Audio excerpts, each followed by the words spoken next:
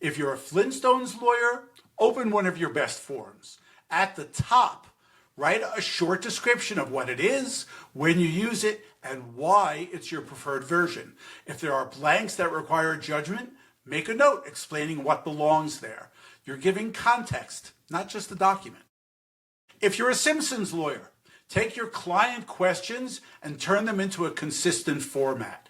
Each question should have a clear title, followed by a plain English answer. If there are exceptions or common misunderstandings, add those as notes. Think about how you'd explain it to a brand new associate on their first day. And finally, if you're a Jetsons lawyer, look at your systems.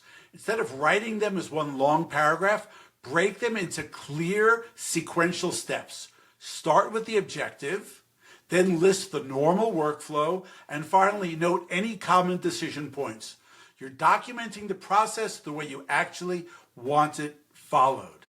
Without even trying, you're beginning to transform your firm's experience into structured knowledge. Next week, we're going to introduce a tool that makes it even easier, which is Markdown.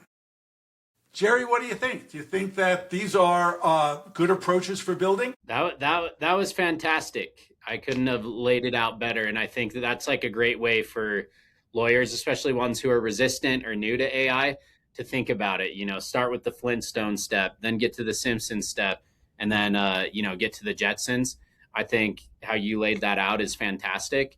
One thing I would add is that I think sometimes you can get like analysis paralysis.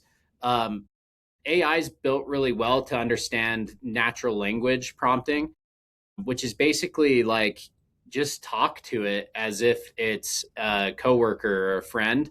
And, instead of having to feel like, oh, I have to document this perfectly, you can tell it, all of your thoughts, you can tell it the process, and it actually can understand that really well to either, train an agent or build the document to train the agent, kind of like you laid out in that Flintstones to Jetsons situation. So I love how you laid that out. I might have to steal the analogy. Listen, you cannot steal that which is freely given. All right. Heather, what do you think about this week's Flintstones, Simpsons, Jetsons segment? I think it's exciting. It's exciting that we get to find out what you're going to do with it soon. I know. I'm excited myself. All right. Well, listen, this was really a great episode. Jerry, you are our first vendor guest.